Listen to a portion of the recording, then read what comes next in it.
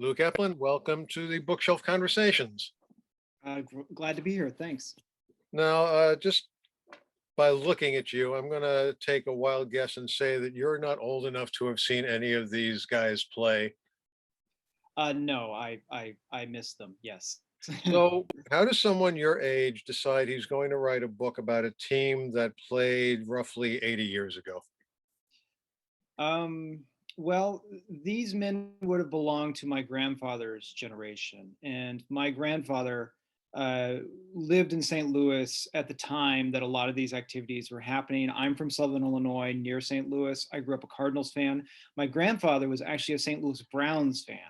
Um, he worked in an airplane factory during the war. Used to see the Browns a lot during his off time at that point. And so I grew up with stories about the Browns and was always curious about that team. And if you know anything about the Browns, you of course know that Bill Veeck was the last owner of the Browns, did a lot of his most notorious sort of stunts and promotions through the Browns. And so my original intention was to write something a little bit closer to my upbringing about the Browns and Veeck. But it was through researching Veeck, mainly in the sporting news archives, that I really started to come up with these other sort of names that I knew but didn't know a lot about. People like Larry Doby, Bob Feller, Satchel Paige. And I started to sort of think about the ways that these men sort of complemented each other, came into contact with each other, were in tension with each other. And I thought about how they each sort of represented something different and that they themselves could make a better book. So, just a quick recap, this book is about those four guys, Veck, Yeah. Page, Doby, and Feller. And it's interesting the way you put them all together. Uh, you build one person at a time over time until they inevitably come together. It's a confluence of events and futures, and it's quite interesting. And we'll begin with Bob Feller because I think that that's one people are most familiar with. Yeah. One of the things that a lot of people may not know is that basically he was the first baseball player, if not athlete, to incorporate himself. He realized that his life expectancy, shall we say, as an athlete was relatively short, and he wanted to make sure that he capitalized on everything he could. So that led to his barnstorming teams, where he eventually made a connection with Satchel Paige. So why don't you introduce those two guys to us? Yeah, the most sort of interesting thing that I uncovered, I mean, personally, not for everyone else, probably a lot of other people knew this, was that Bob Feller and Satchel Paige were linked from the start of Feller's career. Feller came onto the Indians when he was only 17 years old. He was a high school junior, and he kind of set the sports world on fire whenever he tied the American League record for strikeouts in his first game. He came back after the 1936 season and had a sort of big homecoming in his hometown of Van Meter, Iowa. And Page just so happened to be crossing through Iowa at that time, playing against a barnstorming team led by Rogers Hornsby. And they got Feller involved as a way of sort of boosting the gate there in Iowa. So Feller and Page are linked from the start. Feller is 17, Page is 30, and they kind of face each other then dozens of times over the next dozen years. They're sort of basically the two sort of best pitchers of their races then, and they team up often. Most notably in 1946, whenever Feller comes back from the war and kind of makes himself into a barnstorming impresario. He wants to corner the market on what is the most lucrative sort of off-season activity that you can do. And so he decides not to sort of contract with promoters and agents and things like this. He's going to do it all himself. He does this cross-country blowout with airplanes and stadiums and the whole fixins. And he needs kind of a rival that will not only match him on the mound and make for a good game, but also be able to bring in just thousands of black fans so that he can sort of get the gate receipts that he needs to make sure that this tour is successful. And really, there's only one person that could fit that bill, and it's Satchel Paige. And so they're sort of linked together, um, economically, commercially, just entrepreneurially, even before they joined forces on the Indians. Now, one of the interesting things that you note is that both of them, well, Page got to start obviously before Feller, but they were heroes to Depression era baseball fans. Yeah. Feller was promoted as the all-American dream, who came to prove that you can make yourself into anything, especially important during the Depression, where so many people were feeling down in their luck and needed something to look forward to. Yeah. Yeah, it's interesting that you get Feller, who has this sort of meteoric rise from the cornfields. He's such a prodigy at an early age that his dad senses this extraordinary ability in him and sort of raises off a part of their pasture land and builds him a field there so that he can develop.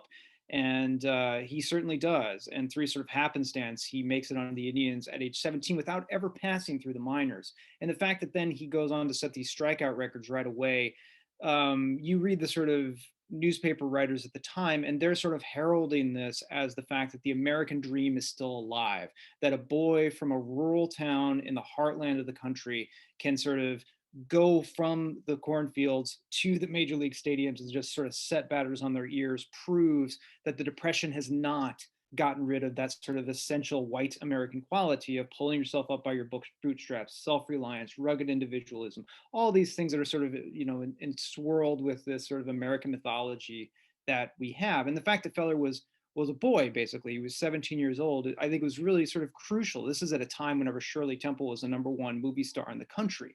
You're sort of looking to these sort of younger, sort of pluckier people, and it's just right in the wheelhouse. Feller comes in at the exact right time, and at the same time, you have Page, who is from the deep South, from Mobile, Alabama, and sort of works himself up into this almost mythological figure at a time whenever the Negro Leagues are kind of in a state of collapse, or at least sort of barely scraping by. And Jim Crow and segregation laws are sort of, just rampant across the South and even into the North. And he just transforms himself into basically a franchise unto himself, making as much money as sort of major league stars at that time. He is sort of at a time of extreme restriction. He's just kind of freewheeling. He's pitching all over the country, all into Latin America and stuff like that. And so he is this sort of great symbol of Black America at the exact right time as well. And so I find it just such great sort of like poetry or symmetry that these two figures who sort of represent white and Black America during the Depression so well are sort of continually clashing with each other over the next few years at that time. Now, you mentioned Bill Beck before with his connection with the St. Louis Browns and what a master promoter he was. Describe how he comes on the scene here with the Indians. Yeah, well, Vec is somebody who grows up in Chicago. He's born into baseball, quite literally. His father was the president of the Chicago Cubs. He is a very forward-thinking executive in terms of putting fans into seats at Wrigley Field, in terms of putting baseball on the radio, in terms of catering to women and families. Vec grows up. Phil Vec Jr. grows up steeped in this sort of thing. He gains sort of a baseball knowledge from a very early age. Kind of goes off and becomes the owner of the Milwaukee Brewers. Does exceptional sorts of things there, and you really see the sort of two aspects of what Vec will become. You get these sort of exceptional baseball instincts, these sort of great trades that he's doing, remaking the roster completely and sort of thrusting the Brewers right into contention, even though they were a last place team whenever he gets them. And then you also have these diverting sideshows that are happening at the same time. He's really kind of thinking of baseball as a form of theater where you have the game, but you also want to entertain fans through other means, whether promotions or fireworks or whatever you have there. Um, Goes to the war, gets injured, buys the Indians in 1946, and kind of sets off along a similar sort of path, remaking the Indians roster. He's just determined to get the Indians into the World Series for the first time since 1920. It becomes almost like an obsession with him at the time. And meanwhile, he's thinking of things like integration. Now, you mentioned his wartime service. That's where I want to introduce Larry Doby, because Larry Doby was a young Black player born in the Deep South, moved to New Jersey at a young age, and did not really experience the kind of the depth of, because he certainly experienced Yeah. prejudice, but not the depth of as he would have in the Deep South. So he's a young man. He goes into the army. Not the. Did he go into the army or the navy? I forget. I'm The sorry. Navy. Yeah. Okay, so he goes to the Navy, where the Africans American are basically used in service roles. They are working the mess. They can do the laundry. They swab the decks. Uh, and he does experience the racism that he did not back home. Feller served in the war. He was a war Yeah. hero. He lost many years to the war. Did Page serve in the He military? did not. No, he was quite older by the time it came along and never got drafted. So I'm wondering the if Vec Vec's injury was such that he eventually lost his leg. And Yeah. I'm wondering if that had anything to do with the psychology of his. He was already a maverick in terms of wanting to do things on the dime that no one else had ever done before. I wonder if that had anything to do with the urgency, a sense of urgency, and trying to move things along even more when he came back from his with that injury. I think you could certainly see that in both Vec and certainly Feller as well. They came back kind of racing against the clock.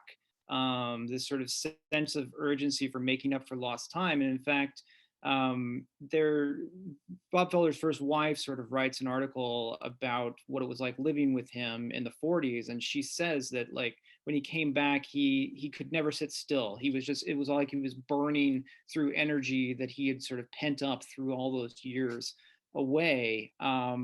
And so yeah, there it's, and you see that not only with sort of Beck and Feller, but just with sort of Cleveland in general. This is a city that had suffered through the depression and then through the war, and you had all of these people wanting to sort of let loose, to find an outlet for all those sorts of emotions that they'd had to sort of keep in check for the last sort of decade or so, and they find that outlet through baseball. It's sort of a perfect confluence of Beck, Feller, and Cleveland coming together at the same time.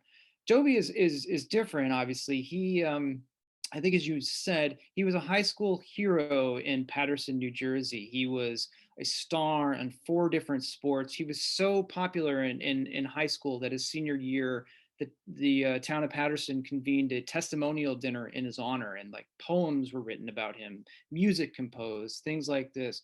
And so while he certainly did face prejudice there, he kind of claims that like his outstanding athletic ability kind of allowed him to sort of get above it in a sense that it didn't really sting him as hard. But when he does go to the service, he gets on a train in Newark. He's going to Chicago for his training, and the white troops and the black troops that are going to the training are all on the train together. And these are people that Dobie recognizes. He sees high school people that he knows. He sees people that he played against in high school sports. And he's thinking to himself, we're all going to the same place. We're all going to fight in the same war. We're together. And whenever he gets to the training camp in Chicago, the white troops go one way and the black troops go another. And it's the first time that he says segregation really kind of came home to him. It's like it punched him in the face. And it just wounded him tremendously. It was something that he wasn't expecting. And it's a sting that he hadn't known before. And so certainly the service shaped Larry Doby as much, though in a different way.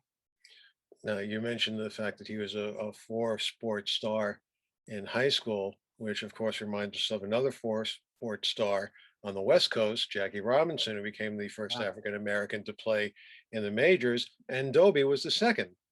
And as you say, Page was somewhat older, and if anyone was looking to bring a black player in, they weren't looking at people that age. Yeah. Plus, his temperament probably worked against him as well. Uh, so when Dobie and Page eventually found themselves together on the Indians, they didn't get along as well as one might have expected. Yeah, it's something I didn't realize. They are basically from different ends of a generational spectrum. They're 17 years apart in age. When Doby comes onto the Indians on July 5th, 1947, he's the only black player in the American League. he remains the only black player on the Indians for about a year. And if you sort of read various sort of reports on Dobie in the black press, one of the sort of themes that keeps coming up and that Dobie is clearly confiding to these writers about is the loneliness and the isolation and the alienation that he is experiencing. And because he's going to sort of different hotels on the road, or even if he's in the same hotel, he doesn't have a roommate because sort of white and black players did not room together at that time per the social practice. He's not going out with his teammates afterwards because they don't know if he can go to certain restaurants or bars where he'd be served. And so he's talking to these writers about wanting another teammate from the Negro Leagues, another black player that he can confide to, that he can sort of talk through these issues, that he can go to after games. What he gets instead is Satchel Paige, who comes on in July of 1948. And it'd be almost like if your dad became your roommate. They were a generation apart. They had very different ideas about how to sort of carry themselves, how to act in the major leagues. Dobie looked at Paige and saw in certain mannerisms and other things a sort of representation of perhaps a Stefan Fetchit character. He looked at that as sort of stereotypical behavior that he was trying to get away from. And so he did not think that Paige was conducting himself with what Dobie assumed was dignity. And I obviously Paige did not like Dobie telling him to act like a big leaguer, which apparently Dobie did on more than one occasion. And so these were two men that simply did not have the same worldview, did not have the same upbringing, and were divided by generational difference. Now, Feller and Page, as you note, uh, knew each other for many years by that point. I would imagine there was something of a mutual respect between them. What was Feller's relationship like with Dobie? It's that's a harder one to crack because Feller didn't talk about it very much. I sort of talk about in the book how when Dobie comes onto the Indians, he is exceptional in that he never plays in the minor leagues. He goes directly from the Negro Leagues to the major leagues. He is different based on just his pioneering status, and he's isolated. And I was thinking that Feller, out of all the people on the Indians, might be able to empathize because Feller too never goes to the minor leagues. He is different in terms of his age. He was 17. A lot of these players that would have been on the Indians would have been in their 20s or even 30s. And he's just sort of different because he's kind of a prodigy freak almost that at that time that he's kind of separate. But there's no indication that Feller saw that connection or even sort of went out of his way um, to to help Dobie along in the integration experience. Feller at this time was dealing with an injury that he'd suffered. He had a radio show, a newspaper column. He was promoting a book. He was sort of involved in another barnstorming tour that he was going to do in 1947. He was what Dobie said, involved in all things Bob. Like he was kind of tending to his own business. And Feller kind of admits that he said to Larry Dobie, "Welcome to the team, and I hope you make it." And he was just kind of going to wait to see whether or not Dobie would stick. And so while I don't think that they had an antagonistic relationship, it doesn't seem like it was a particularly warm one. You mentioned Feller for Feller. Didn't he have to kind of cut back on that? Well, he realized that in 47, 48, he was getting perhaps worried about the rest of his career. He might have realized that this might be the only chance he gets to pitch in a World Series. So didn't he cut back a little bit on those personal projects? I think he certainly does on the one sense that you're talking about, where the Indians finally have sort of a team that looks like it might be able to make a run toward the World Series, which had eluded Feller ever since he came in 1936. But I think it was also a different factor. In 1946, when Feller comes back with this full season for the war, he's sort of doing a lot more sort of entrepreneurial sorts of things. He incorporates himself. He's planning the barnstorming tour, things like this, and he's having a really great season. It's where he seems to set the single season record for strikeouts. And as long as he was doing that, performing well on the field, fans could sort of spin it as a different part of his mythology. He was the all-American boy of the Depression. He comes back from the war where he was a war hero, and now he's becoming sort of like the man in the gray flannel suit of the post-war years. He's becoming this sort of person who is a successful businessman, entrepreneur, something like that. And you can tie that very much into the American character. But as soon as Feller starts to sort of struggle, which he does a little bit in 1947 after he injures himself, and then certainly in 1948 where his record is below 500 at the All-Star game, it's like it flips. The fans then start booing him rather mercilessly, and they start saying things like Feller's only out for himself. Feller cares about his outside activities more than he does on what he does on the mound. He cares about his corporation more than the Indians. And it's basically a tale as old as time. Like you see, anytime an athlete struggles now, people will say, oh, he's distracted. I don't know, he's dating some famous model or something, or he's doing too much outside of the thing, too many commercials or whatever. It's something that is still with us today. And so in 1948, Feller is sort of forced to publicly declare that he's giving up all outside activities because the fans are sort of riding him so hard. And he wants to prove that, he's dedicated to the Indians. And so, yeah, I think that has much to do with Feller's um, getting rid of the outside stuff that year. Branch Rickey brings Jackie Robinson along. Vec brings Dobie along. I'm curious as to who you think was more genuine in motive to bringing a black player into the league. Ricky has always been said that he when he was in college he played with there was a black player on the team that there were a lot of difficulties with, that nobody wanted to play with him. So that had something to do with his decision to bring Robinson along. But there was certainly no doubting that it was a monetary issue as well. Uh, Yeah. the way you described Vic, he seems more uh, in tune with the social aspects of it. So I'm curious what your thinking is about that question. It's a tough one to know. I think that Vec and Ricky are both practicing a form of sort of 1940s Moneyball.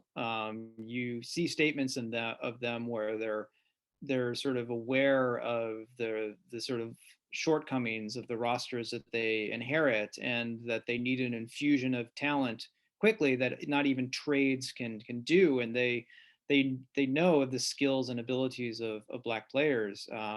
Vec pretty intimately. Like, I mean, there's a writer from the Call Post, which is Cleveland's black newspaper, who talked about how Vec not only knew the names of a lot of players in the Negro Leagues, but he could tell you what positions they played. He could tell you things that they'd done. He's clearly somebody who paid attention to the Negro Leagues, and unlike Ricky, kind of respected the Negro Leagues. Ricky kind of denigrated the Negro Leagues and sort of famously did not compensate the owners for the first round of black players that he signed to the Brooklyn Dodgers organization. Vec went out of his way to compensate not only the players, but the owners of the Negro League teams that he signed the players from. Um, it's it is kind of hard to know, because it does seem like Vec, at least in terms of Dobie and Page, was concerned not only about the development of their careers, but became lifelong friends with them, and such a warm relationship that Dobie is quoted at the end of my book. I pulled a quote, I think, from the Los Angeles Times, where he talks about um, how Vec was basically the father that he never had, because Dobie's father died when he was quite young, and that Vec was, I'm not sure if he said as the father, he said, I would have liked my father to have been like Bill Vec or something along those lines. So clearly Vec is in tune with all of these things, and he's giving speeches in Cleveland at the time that rail against residential segregation and things like this. And so he is in tune with these issues. So yeah, I guess I would say Vec, but it's hard to read into, it's hard to sort of read into their minds about this. Switching gears a little bit, I want to talk about the process of putting this book together. Mm. I would imagine you didn't have too many first-person interviews. Has anyone left from those teams? I kind of doubt it. Uh, Yeah, Eddie Robinson is. okay, He's the only living member when I started the book of the 1948 Indians, and I did spend a weekend with him in Texas, where I also talked to Bobby Brown, another player who was from that era, and unfortunately just passed away maybe 2 weeks ago. Yeah, so I tried to talk to some other people, people like Carl Scheib. Um, I'm trying to remember some of the other people from that era, Hal Narragon, and all that. But yeah, and I talked to Bob Feller's sister is still around, and so, but yeah, a lot of the unfortunately a lot of the people have passed away. were the Indians of any help? Yeah, they do have an archive of materials that they're developing at their site in Cleveland, and so that was a real help to me. There were four newspapers in Cleveland at the time: the Plain Dealer, the News, the Press, and the Call Post. And so I did read every single issue of all four of them from 1945 until 1949, which was extremely helpful at the time. Um, and for like some of the wartime stuff, Bob Feller's ship that he served on, the USS Alabama, is now a museum in Mobile, Alabama. And they have all the sort of Bob Feller stuff, his bunk where he served and stuff like that, all roped off, and it's a really great site to go see if you're a Feller fan. Yeah, that's wonderful stuff. And the New York Public Library has great records on the Newark Eagles, including lots of letters from and to F. M. Manley, the co-owner of the Newark Eagles. It's a treasure trove there. One of the things that struck me as I was reading this is that I think this would make a great movie. Uh, do you have you given any thoughts about movie rights? Has that been discussed at all? It's under discussion right now, but I think that what you're referring to is that I think that the the thing is that this era has been very well documented. There have been great biographies of each of these four men. Three of the four men wrote autobiographies. Dobie never did, and so this is not an untold story as some stories are. But what I did want to do with this book, is to try to recreate the excitement of that season, to try to sort of just put it in the time that it was happening in, and just really focus on the narrative, and sort of not going too deep into larger sort of issues that people like Jules Teigel and others have really done such a great job of. And so like I definitely thought about how the book could be cinematic while writing. That was kind of the goal of that. I wanted it to be sort of pleasurable, exciting, stuff like that. Uh, they say more books have been written about the New York Yankees than any other team. How Mhm. difficult is it to promote a book about something other than the Yankees? Especially in this era, I know you're connected with the Pandemic Baseball Book Club, which is a marvelous They're collection great. of authors and topics. But you obviously are not doing the face-to-face, in-person things that you would normally be doing right now. Yeah, it is kind of a bummer. This is my first book, and so you have a vision in your head of what it's going to be like whenever you publish the book, and that usually includes an in-person reading or something along those lines. And that has all been taken away from us in this pandemic period. But I think that this book has so many different angles that you can talk about. The integration angle seems to be the most salient. That even if you're not a fan of the Indians or from Cleveland, there are ways to get people interested in it. So even though it's not about the Yankees, it does seem like it's getting pretty good pickup everywhere. And I would say that like there's so many books about the Yankees that sometimes they just become lost. And so a book like that could be harder to promote in some ways. Whereas there are a lot of books about the Indians, but they're not as numerous. And so whenever a new one comes out, I tell you, the Cleveland community really gets behind you. Um, I've been very heartened by hearing from everybody from Cleveland, and even though I had no connection to Cleveland before this, I, I I feel very connected to that city right now. We've been talking with Luke Epplin, author of Our Team, the epic story of four men and the World Series that changed baseball. Luke, thank you very much for talking with us. Good luck to you in your promotion of the book and stay safe. Thanks, Ron. It's a pleasure.